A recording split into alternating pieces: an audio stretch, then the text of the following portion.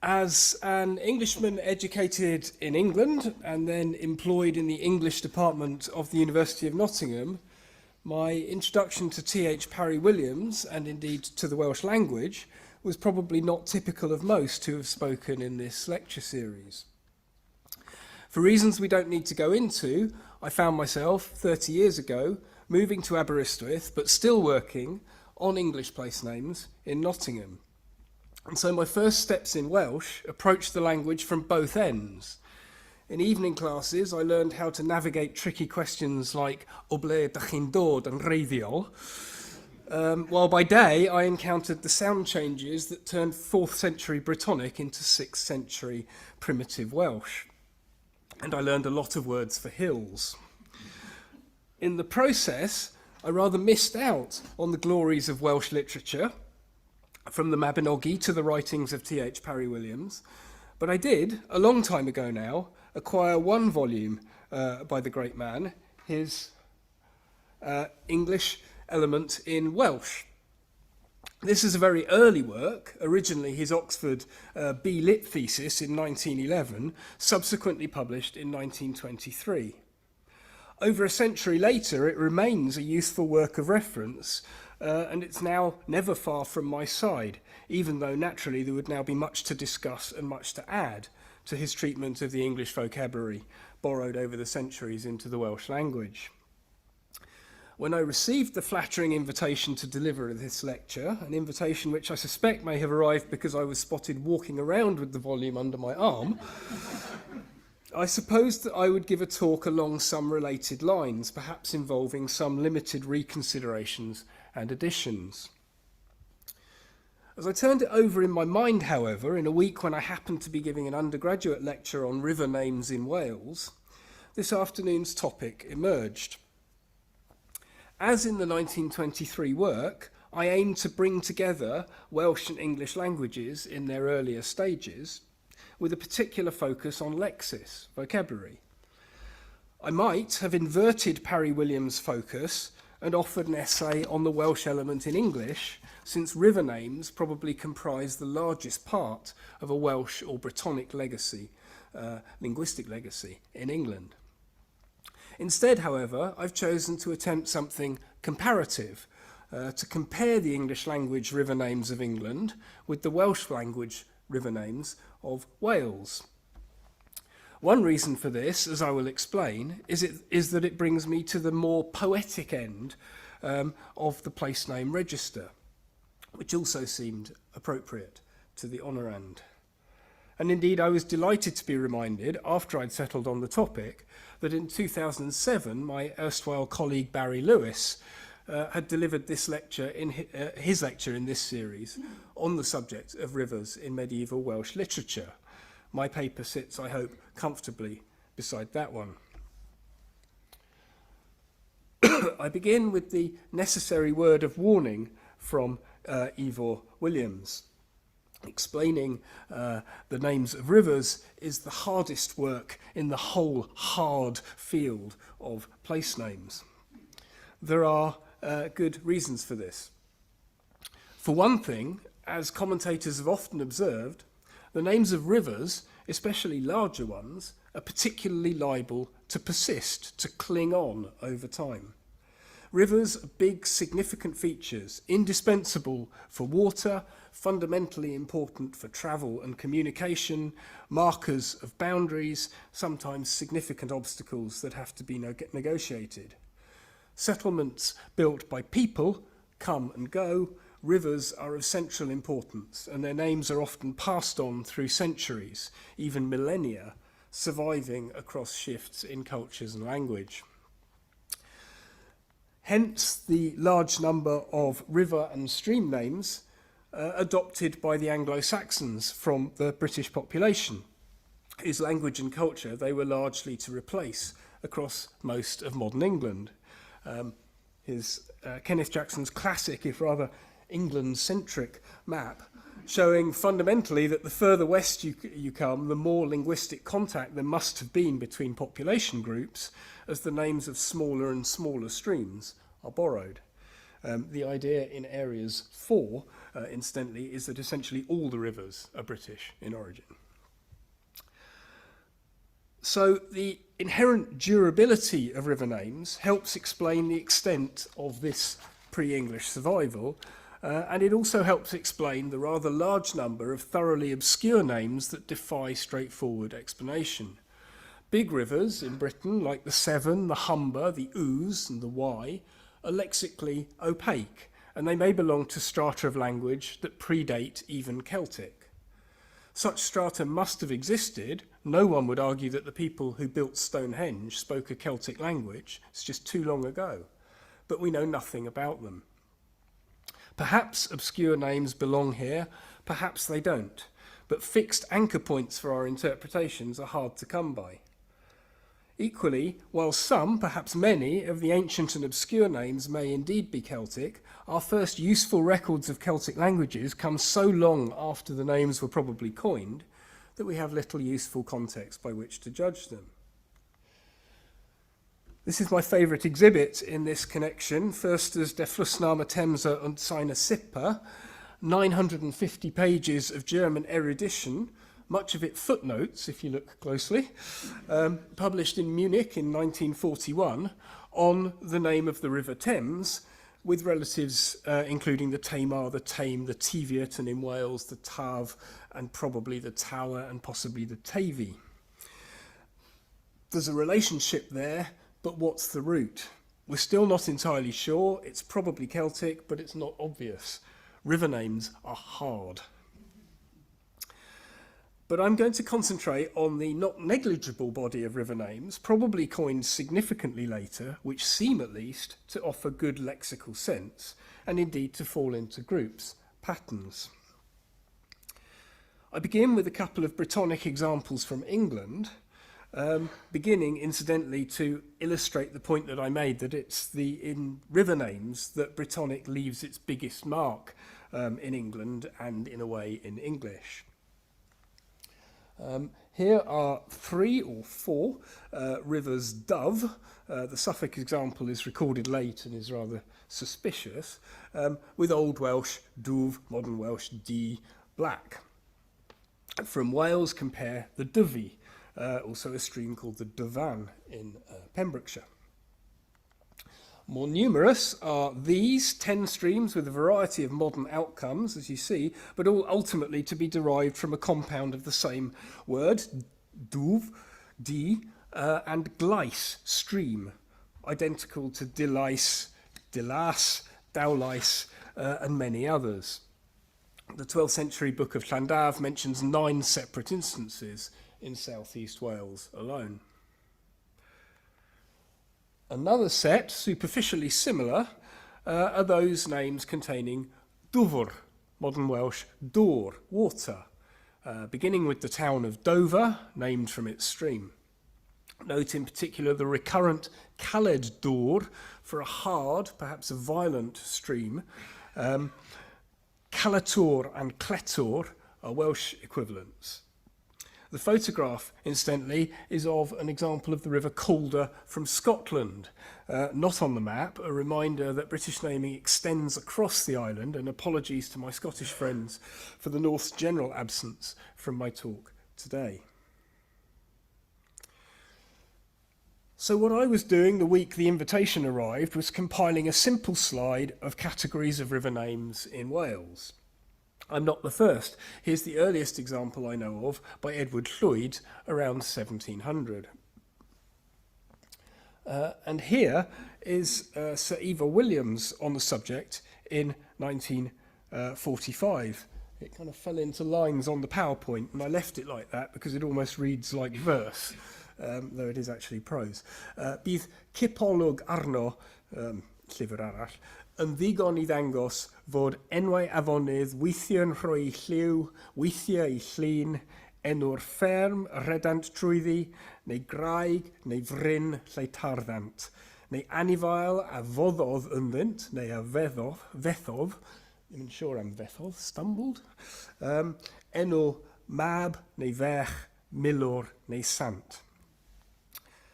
We'll come back to a couple of these categories, especially those in the last 2 lines.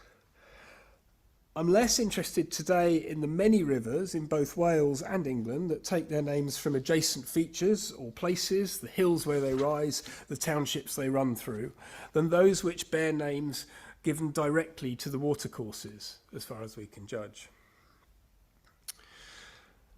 The process of compiling such a categorisation for Welsh raises questions for someone who tries to work across Welsh and English names. The more general background to this is that Welsh place names and English place names are, on the whole, pretty similar. Before you object, let me get my defence in first. In both languages, generic elements might refer to a settlement, a building, an enclosure or a feature in the landscape, a hill, a cliff, a wood. Qualifying elements tend to describe appearance, position or ownership or denote a neighbouring feature.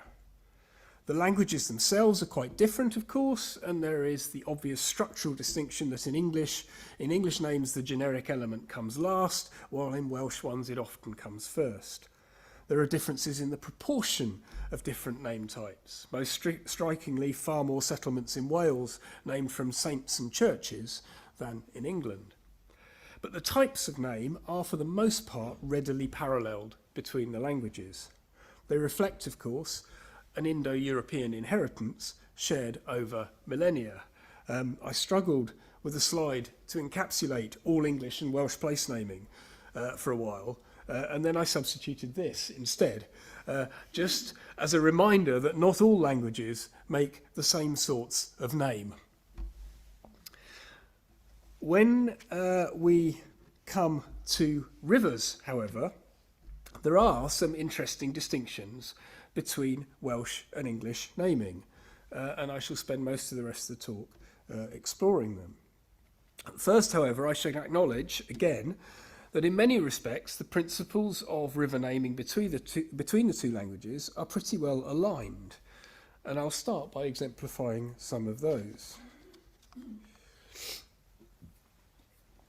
So colour and appearance of either water or the banks, for a start. We've met black or dark rivers.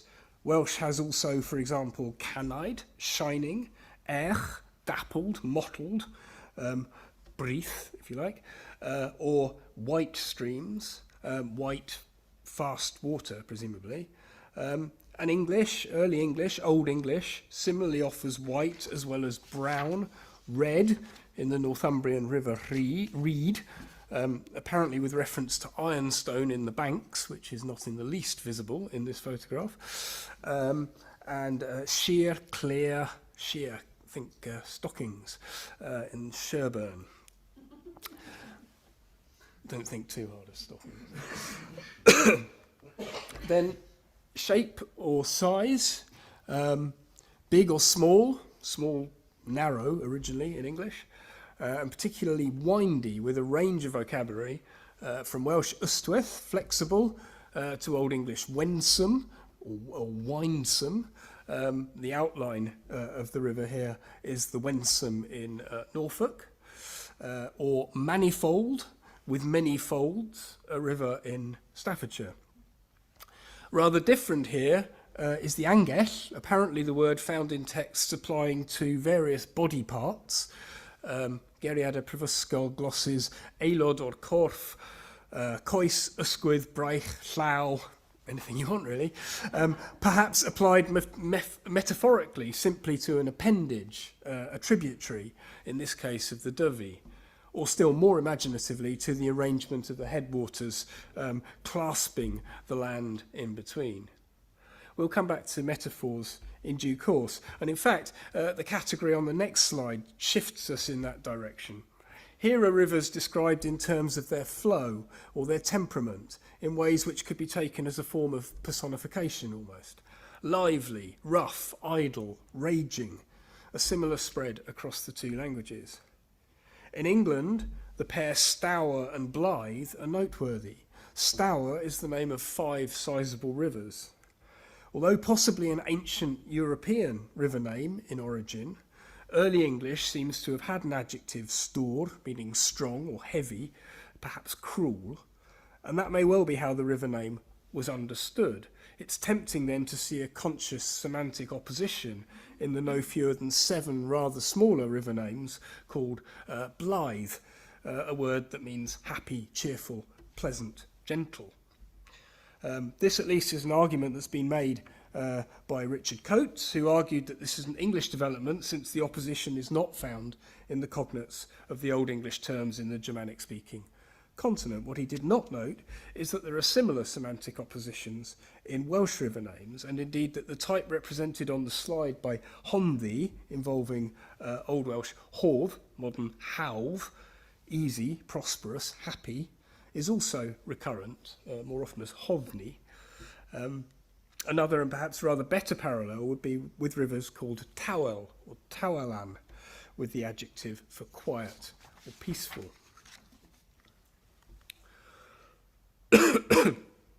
Two more closely comparable types to complete this section of my survey.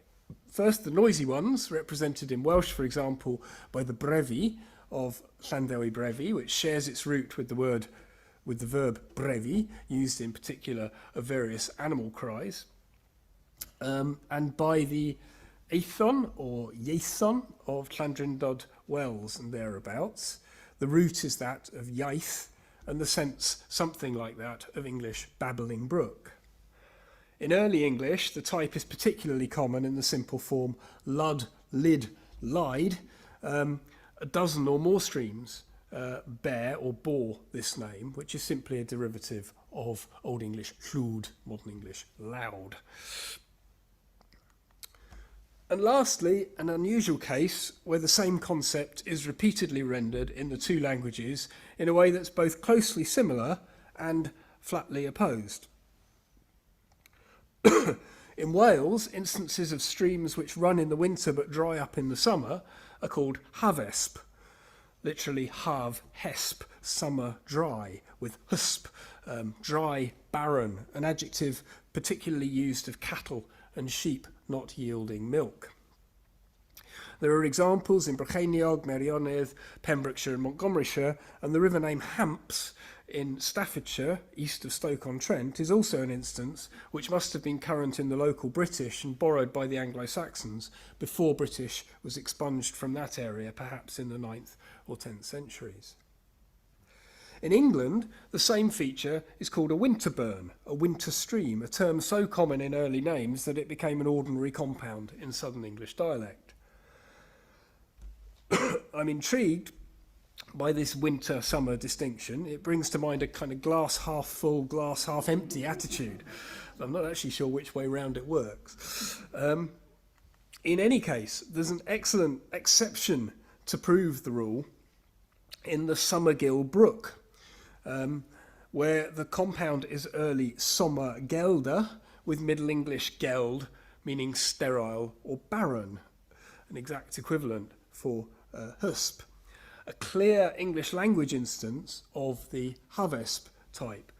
And look where it's found, on the border of Radnorshire and Herefordshire, mostly in Radnorshire, mostly in Wales. I'm not sure whether names like Tawelan and Blythe are directly linked through contact between the languages, but Summergill surely represents a translation of or calque on Welsh language usage.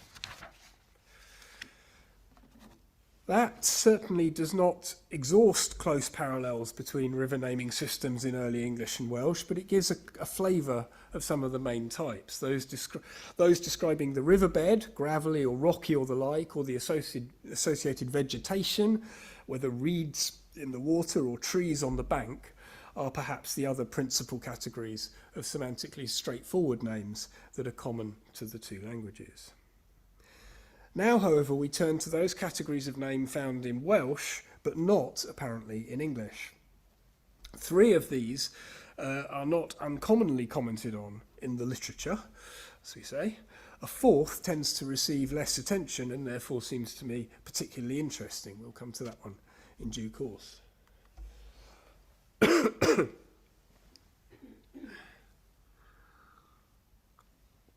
The first is the most celebrated, but it is in some ways distinct from the other types.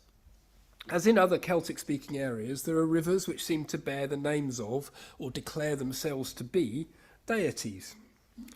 A prime example is the Dee, Welsh Dyfrdwy, running from southwest of Bala in Meirionydd across the border to Chester. The river name was transferred to the Roman town of Chester and recorded in Roman period texts as Deva, and it answers to modern Welsh dew with a variant dwy.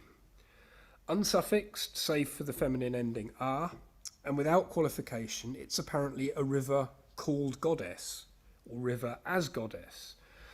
An observation which, with other similar evidence, especially from the continent, has fueled much speculation about the nature of religious belief among the early Celtic-speaking peoples. Strictly speaking, of course, it might be said that it was the Britons, or a still older stratum, that seem to have equated rivers with divinity. The Welsh, as the post-Roman descendants of the earlier population, were essentially Christian from the start. So these names are by definition ancient, and they did not remain a productive type into the Middle Ages, unlike, in all likelihood, the groups that we have been looking at, and those to which we shall turn in a moment. Moreover, although celebrated at the Celtic level, with parallels on the continent and in Ireland and Scotland, the goddess type is not obviously widespread in Wales. The clear examples are the Dee, and the essentially identical Dwyfor, Dwyfach, which reached the sea at Llanystum Dwy by Criccieth. Earlier scholars, it's true, saw numerous others, for instance in the names that involve the suffix on, like the daron, the ithon, the eiron. That suffix does indeed appear in the names of some Celtic deities in early sources, but its precise semantic import, as with most of the early suffixes, is unclear, and some scholars would be content to regard daron as combining the oak tree word, modern Welsh derw, dar, derw, with a suffix that turns it into a name, without the imaginative extension to oak goddess. Similarly, as we've seen, for Aethon, chattering, babbling, etc., rather than a goddess of speech. But all this belongs rather with the especially difficult early strata of river naming, which I aim to sidestep, and so I move on. A second category of name not readily paralleled in early English, but clearly productive in Welsh, involves animals. Animals are certainly, probably or possibly referred to in great variety. R.J. Thomas listed over 50 different animal terms, including birds and insects, many of which are found in multiple rivers. The list is rather uneven, and there are some fundamentally distinct types represented, a point I shall come back to. But the numbers would certainly rise and not fall away with a full examination. Rivers are evidently very often associated with animals in Welsh usage, and one particular type stands out as being quite unlike what we find in English. It's best exemplified by the swine of my title. There are a good few pigs in Welsh rivers, as it were. There are at least 4 rivers Twch for a start. From north to south in Meirionydd, running into Llyn Tegid at Llanuwchllyn, in Montgomeryshire, northwest of Llangadfan, in Carmarthenshire, running to the Cothi at Pumsaint, and then again in the south of the county, forming the border with Brycheiniog and running into the Tower near Ystrad Gynllais. Then Hwch, Sal, a couple of northern examples. They're very, very small. There's one, and there's the other one, in red, I think that is. The first running into Llyn Peris at Dolbadarn, and then across in Denbighshire, a tributary of the Conwy. This one actually appears on the modern map as the Uwch, representing another animal, the roe deer, but this is a confusion. It was the Hwch in earlier sources, including those derived from Edward Lloyd's Parochialia.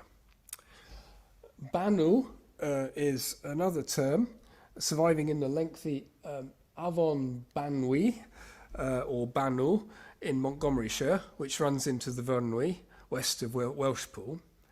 The modern map form Banwy incidentally, appears to include the suffix wy, which is very common in Welsh river names, but is here a modern accretion. Banw is the old form.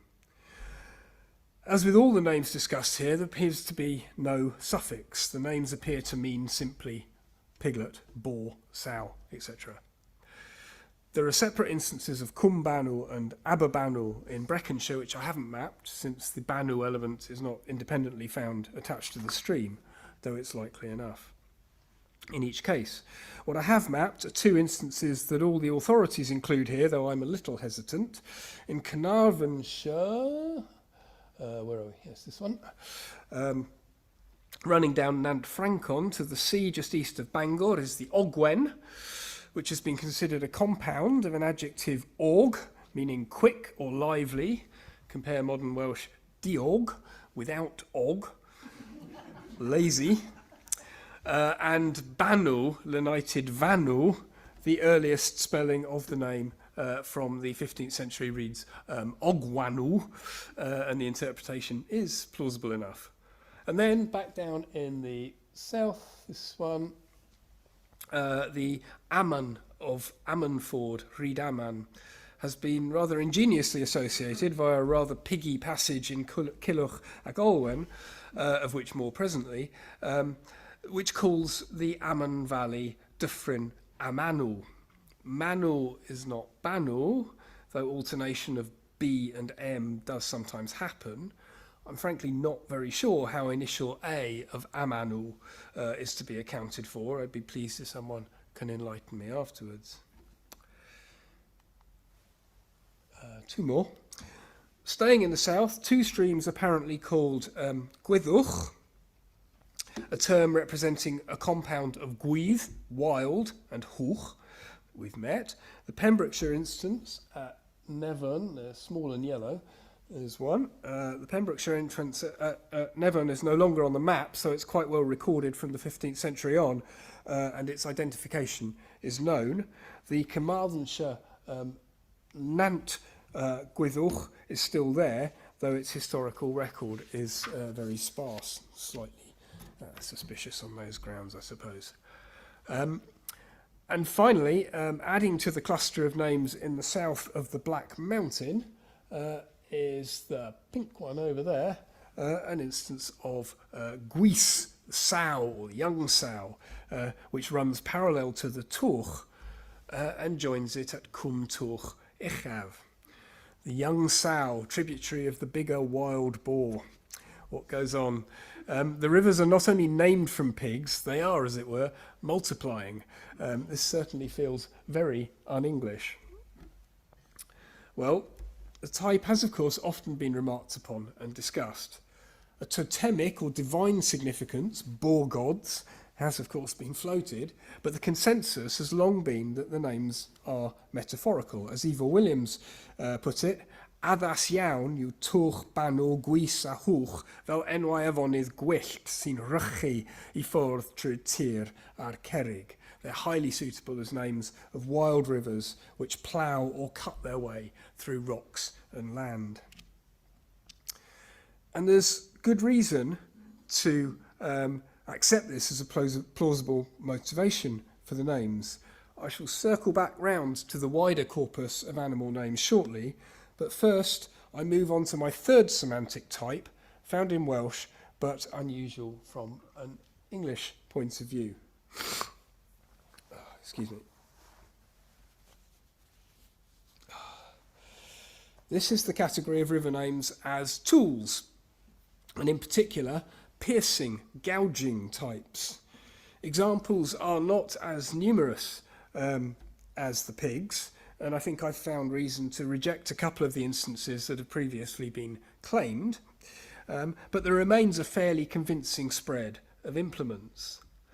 One of the boundary points of Llandaf diocese, according to the 12th century book of Llandaf, is a stream in Herefordshire called the Tartir, which may survive as the Tar Brook.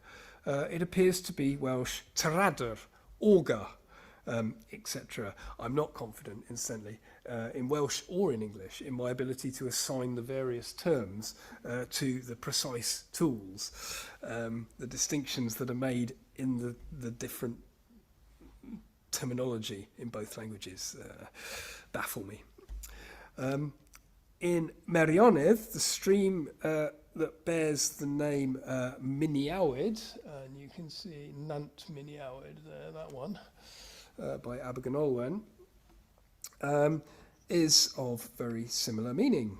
And lying behind the Rhymni appears to be the term Rhwmp, though you might note that if so, this name works rather differently from a number of the others mentioned here, because a suffix ni, as in hoddni that we saw, has been added and turns the name from a straight metaphor, auger, into an auger stream or an auger place or the like. Other potentially related names extend the range of tools. Aradur, plough, in the Arad, tributary of the Tavy at Newcastle Emlyn, makes a degree of sense in driving a furrow through the land. And then in a couple of instances of nodwydd, needle, piercing might be the primary thought, though possibly narrowness and or straightness, which sort of works in the case of the example from Anglesey.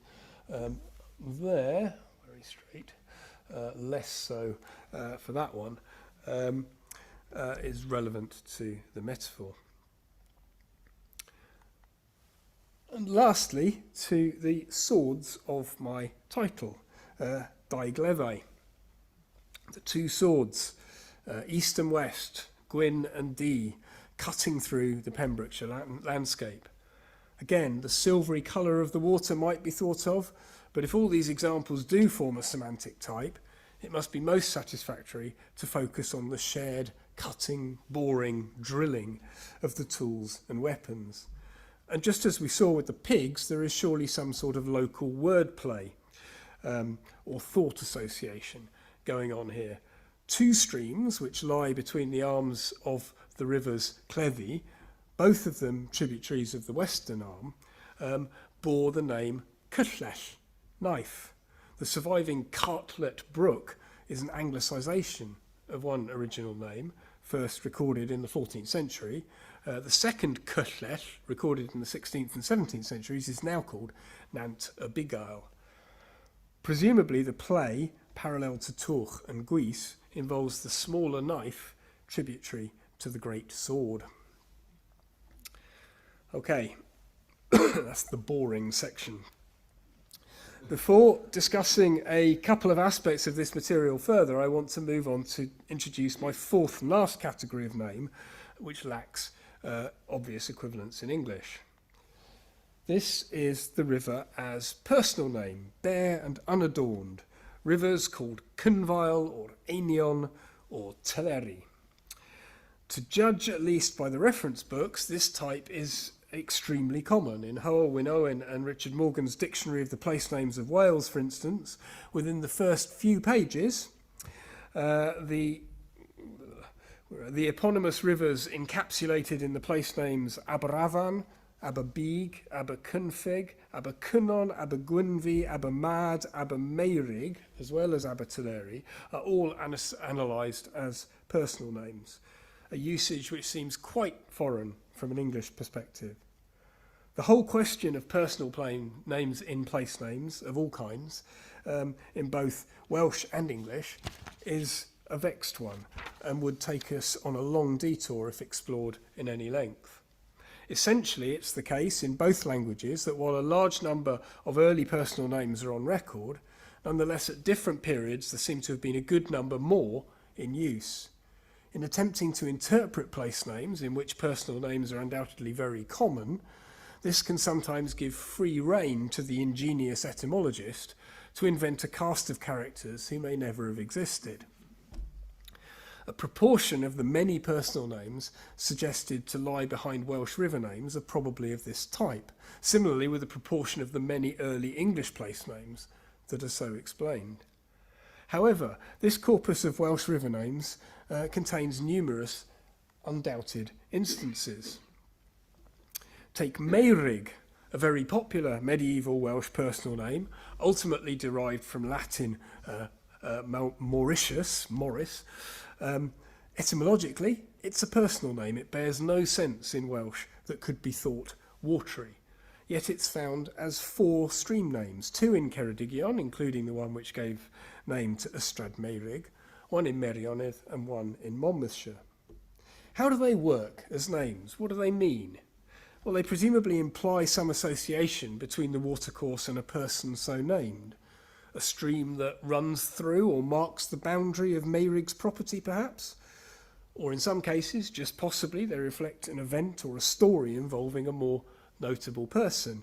Meirig, son of the 9th century king of Gwynedd, Rhodri Mawr, is said to have died in a fall from his horse at Ystrad Meirig. On balance, I suspect that the story was attracted by the name rather than the event providing the explanation, but I may just be an old sceptic. But whatever exactly they imply, they're surely elliptical. They're not metaphorical, a stream that moves like Meirig, or looks like him. No, Meirig implies Meirig's river, or Meirig's stream, and indeed I've not been illustrating these names with my trademark screen grabs from the Ordnance Survey maps, because those maps supply common generics. Avon Meirig at Ystrad Meirig, Nant Meirig down at Abermeirig, tributary of the Eiron.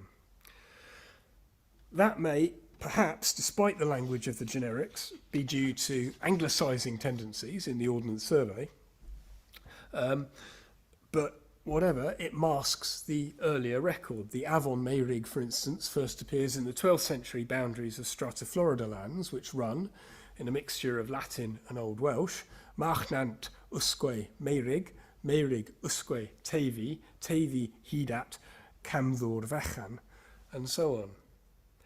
Yet there is a clear sense amongst the scholars who have commented on this that even as early as the 12th century, the name has lost something. It's elliptical. The generic has been lost or is implied. The Monmouthshire Meirig may help illustrate the process. It's recorded in a number of early, perhaps 11th century documents in the Book of Llandav.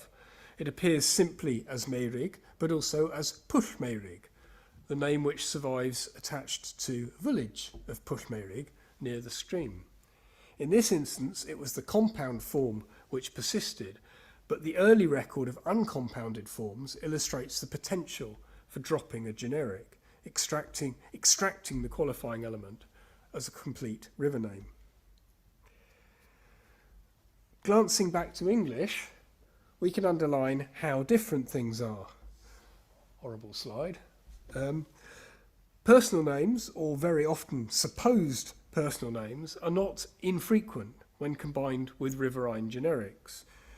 These badly scanned examples from Margaret Gelling's book Place Names in the Landscape illustrate the point with Burna, Broch and Wella. Wella may be different. It can refer to a spring. It often refers to the stream that comes from the spring. I'm not sure if one is more likely to be associated with a personal name than the other. Ellipsis in English, however, which turns the river into a personal name, is very rare. Amongst old names, there was a stream in Gloucestershire called the Tilnorth, which has the form of an Old English personal name, and Ekval suggested that the lexical meaning of the compound, however, would mean something like the useful one, and he took it to be a kind of euphemism, either for a stream that served as a sewer, or one that drove a mill. I'm not sure about any of that, but it reinforces the idea that the ellipsis, apparently common in Welsh, is rare and problematic in English. Slightly more common is a different type of name in which a late name of a river has been falsely extracted from another name. An example involving the same personal name element as Tilnorth is the River Till in the old county of Huntingdonshire. This is the stream that runs through a village called Tilbrook, which started off as Tillanbrook, apparently the brook of someone called Tilla. At a later date, Till was reanalysed as the name of the stream, a process known as back formation. Back formations themselves are not uncommon. Occasionally they result in a segment that corresponds to an early personal name, but it's not so common. And although it may be roughly analogous to the way that personal names become river names in Wales, it does not produce the regular characteristic outcome found here. While this ellipsis tends to be acknowledged in the Welsh scholarship, however, it does not seem to have received much attention as a phenomenon. But with my English expectations, it seems to me particularly unsettling, not least because it might unsettle some of the material we've already looked at. Is it predominantly a feature of the personal name type, or is it more widespread? It certainly is more widespread, though I've not really begun to study this in any detail. I became particularly alerted to it in river name terms with the discovery and excavation a decade or so ago of an unexpected Roman villa at Abermagor between Llanillar and Trasgoed, just a few miles up the Ystwyth.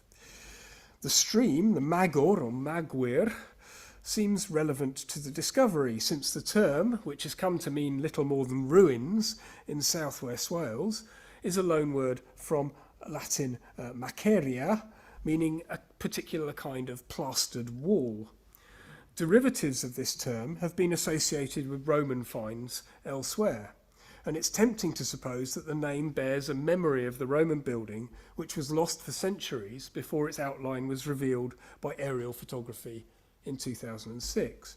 But it is as a stream name that the word survived, a stream presumably named from the adjacent building.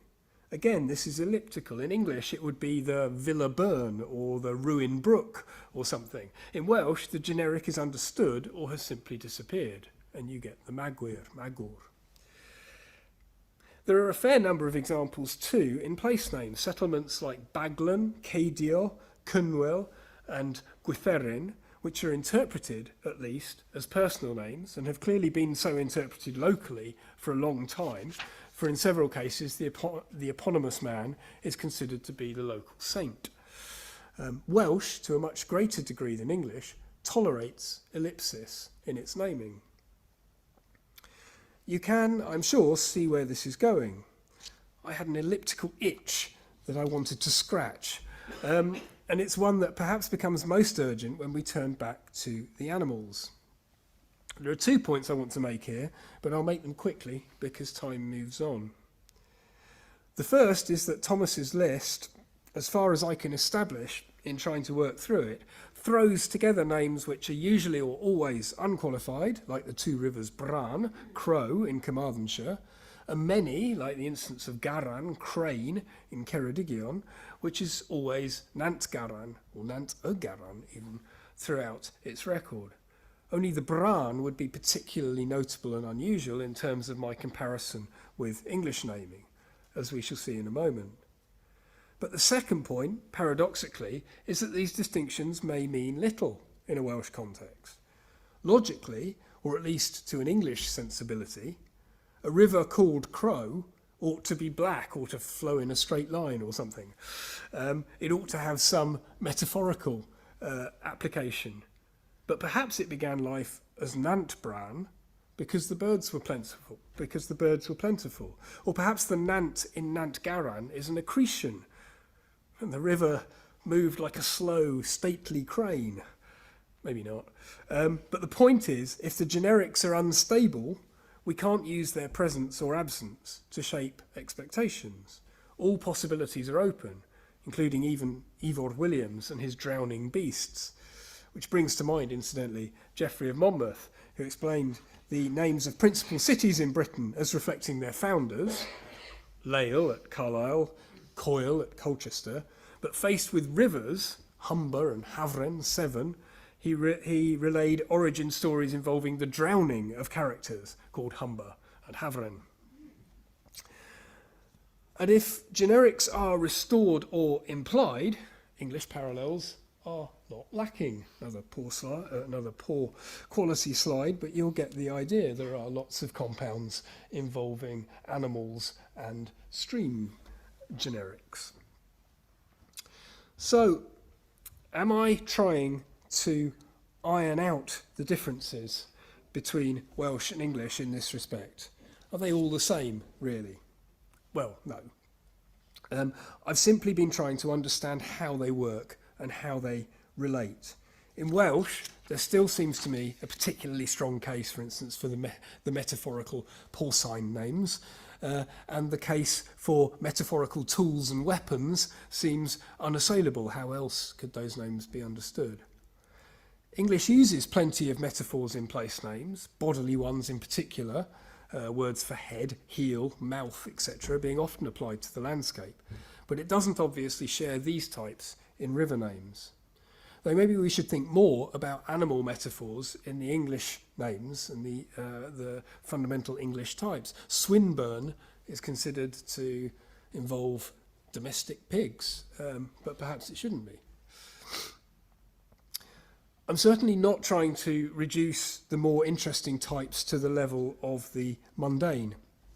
And the point is not only to wonder about the origins of these things, a study which would look at Celtic and Germanic naming beyond Wales and England, of course, but also how they were perceived and how in turn they shaped the naming system and the imagination. That the porcine place and river names of the Black Mountain fed into the imagination of the author of Culhwch ac Olwen is clear enough, as Jerry Hunter has examined. A Banw, a Twrch and a swine called Gwys, all accompanying the Twrch Troeth, are all killed in the very locality, and at least some of the names were surely there on the ground before its composition, while others may conceivably have been coined subsequently in light of the developing story. Boars were ripe for riverine imagery. In the earlier lecture that I mentioned, Parry-Williams cited a 15th century poem playing with an image of a river as a wild boar. Though he doesn't draw the image from the poet doesn't draw the image from the river's name, he's describing the Dee. Similar is the upper quotation here, collected by Edward Lloyd from Eglwys Bach in Denbighshire. I'll just translate. Bach ap Cared here formerly killed some wild beast which was a great affliction here before, alongside the Avon, the river Carrog, close to the church here. Carrog, they said, was the name of the beast here, and a kind of wild boar, they said he was. So Carrog, which means a kind of torrent, here associated with a boar, the imagery, the river, it's all in place, we just don't have the name. But in the second piece, here relayed through an English writer, John Leland, a reminder that the names themselves brought forth stories. Betwixt the two Gleaves, swords essentially, by Harford West, is a little riveret called in Welsh Cyllell, and in English knife. One being required, asked where he lay all night, answered that he lay having a sword on each side of him and a knife at his heart, alluding to the three rivers in the middle of whom he lay all night. The existence of such names will set expectations for the way that other names are understood and new ones are coined. I don't want to run any further into the night, so I'll leave it here. Back with the young T.H. Parry-Williams, and I was going to talk about the 1920s and some of the scholarship that I've been drawing on for this, but I think I'm going to run out of steam in just a moment. I simply want to draw your attention at the end to my sponsors.